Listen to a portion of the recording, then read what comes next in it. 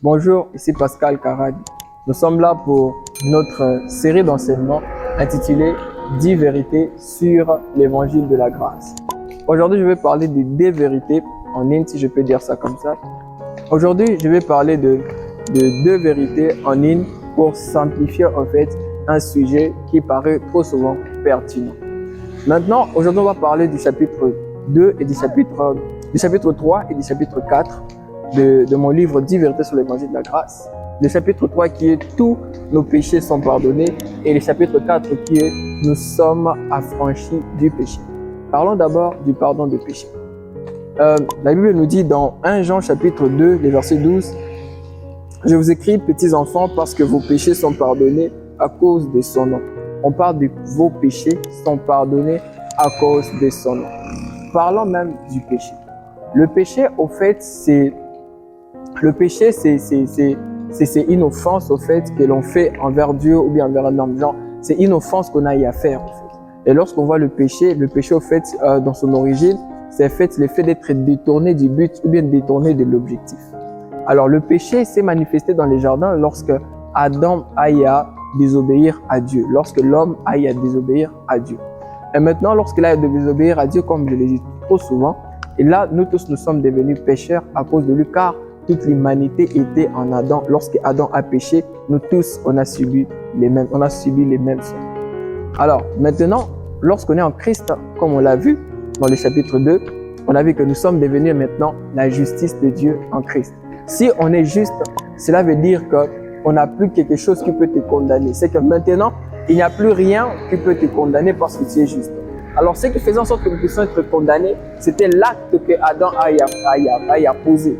Et nous avons vu comment est-ce que Jésus a effacé en fait cet acte-là dont l'ordonnance nous condamnait.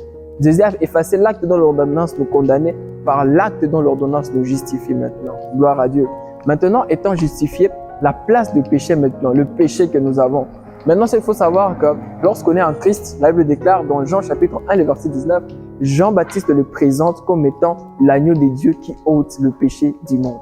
C'est que ce n'est pas l'agneau de Dieu qui couvre comme le faisaient les animaux dans l'ancienne alliance. Maintenant, nous sommes avec l'agneau de Dieu qui ôte le péché du monde. Ce ne sont plus des agneaux, ce n'est pas le sang de l'agneau, le sang de taureau, non.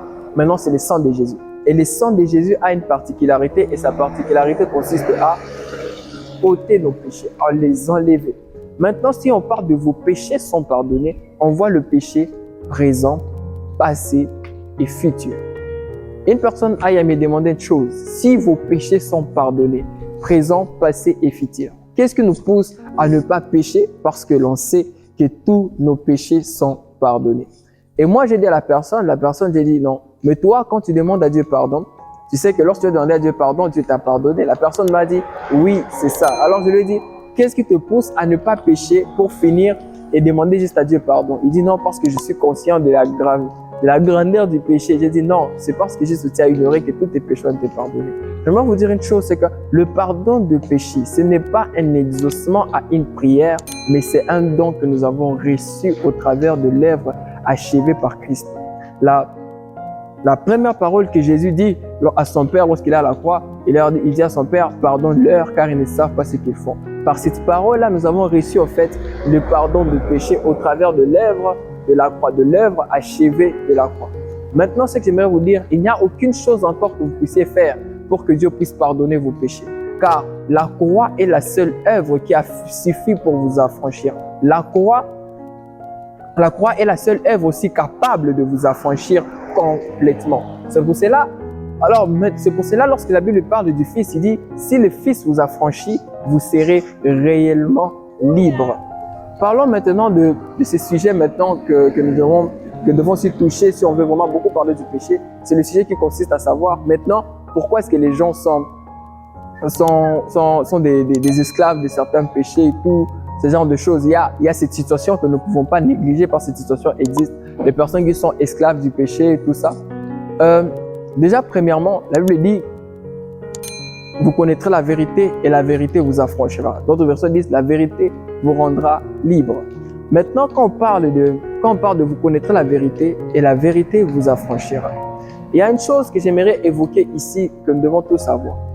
Lorsque nous sommes sauvés, Premièrement, c'est notre homme intérieur, c'est notre esprit qui est sauvé.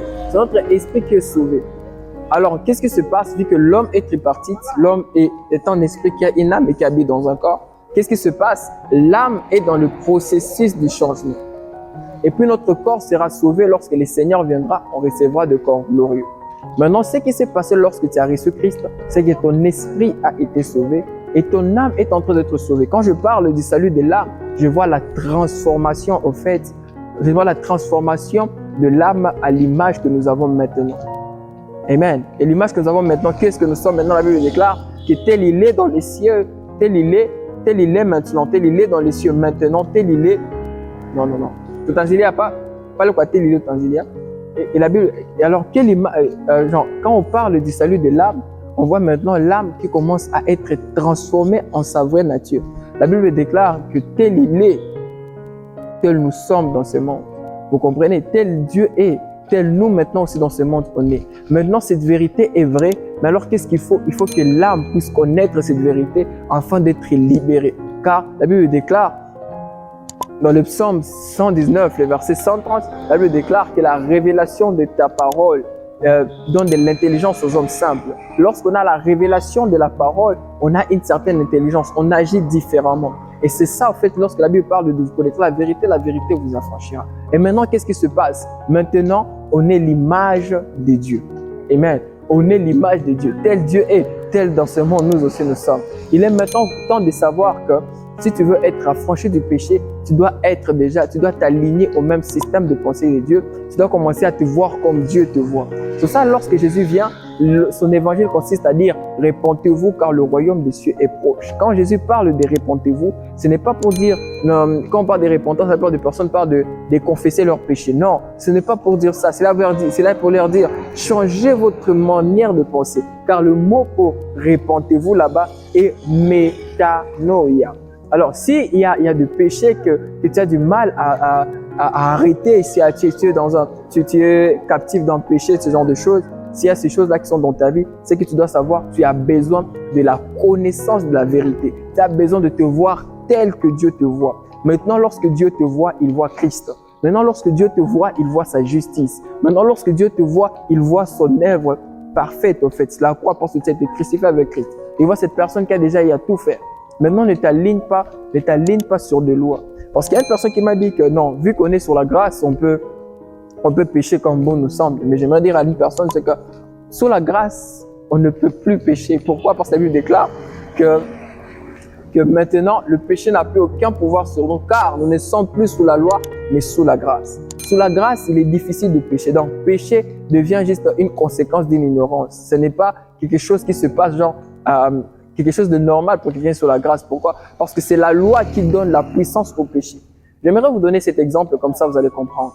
Imaginez-vous, vous êtes dans une pièce vide et puis après vous voyez sur une porte, il est écrit « Il ne faut pas entrer ». Imaginez-vous cette scène. Vous êtes là, vous dites « Ah non, on voit, vous êtes dans une pièce libre, on dit « Il ne faut pas entrer sur une pièce ». Vous allez remarquer qu'aucune autre porte ne vous tentera, mais celle où il y a une loi vous tentera.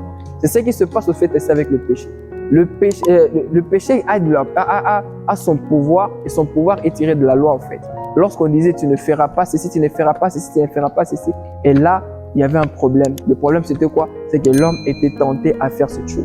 Vous voyez? C'est que la grâce alors maintenant, qu'est-ce que la grâce a de différent de la loi? La grâce n'est pas dans les interdits, la grâce est dans les directives. C'est pour cela que vous remarquerez même dans les évangiles, Jésus, au lieu de donner des interdictions précises, Jésus commence à donner plus des directives qu'il faut faire. Vous voyez un peu? C'est pour ça quand on parle de la loi, on voit les œuvres de la chair, ce qu'il faut faire. Mais quand on parle de la grâce, on parle de la marche selon l'esprit. Vous voyez?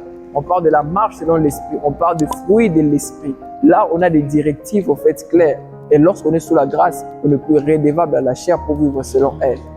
C'est pour ça que j'aimerais dire à une personne, c'est que, en gros, tout ce que j'aimerais vous dire au travers de cette vidéo, c'est quoi? C'est que tous nos péchés ont été pardonnés par l'œuvre achevée par Christ à la croix. Ça, nous devons le savoir, car nous avons été justifiés. Et comme on se l'a dit dans le chapitre 2, notre foi alors en la justice produit en nous les œuvres qu'on appelle les œuvres de la foi et non nos œuvres. Non, les œuvres de la foi, cette foi qui produit en nous des œuvres. Alors maintenant, lorsqu'il y a cette foi qui produit en nous des œuvres, ces œuvres-là, alors maintenant, sont contraires aux œuvres de la chair. Quand la Bible déclare, marchez selon l'esprit et vous n'accomplirez pas les désirs de la chair. Et puis, marchez selon l'esprit, quand on entre dans la marche selon l'esprit, qu'est-ce qu'on a? On trouve dedans, on trouve maintenant le fruit de l'esprit. Et la marche selon l'esprit est contraire à la chair. C'est que si tu veux vaincre ce péché, si tu veux vraiment arrêter avec cette addiction, la chose que tu dois faire, tu dois t'identifier à Christ qui t'a justifié. C'est ça la chose importante qu'il faut savoir. Il n'y a pas d'autre remède qu'on pourra te dire non, identifie-toi à Christ. Affectionne-toi à ces choses d'en haut. Et tu verras comment est-ce que tu seras libéré de ces péchés. En fait, je sens prier pour une personne qui suivra cette vidéo et qui a du mal à arrêter avec une addiction, qui a du mal à arrêter avec un péché qui est en train de les traquer. Je vais prier pour toi et de là où tu es, prie encore avec moi. Seigneur Jésus, je te prie pour mon frère qui suit cette vidéo. Je te prie, Père éternel, pour ma sœur qui sera en train de suivre cette vidéo. Père éternel, ta parole déclare que si tu nous as franchis, nous sommes vraiment libres. C'est pour ça, Père éternel, par cette vidéo, j'aimerais dire, Père éternel, j'aimerais prier pour cette sœur, afin que, Père éternel, cette sœur puisse avoir accès, Père éternel, à la connaissance, à la révélation qui vient de toi, qui lui permettra, Père éternel, d'arriver.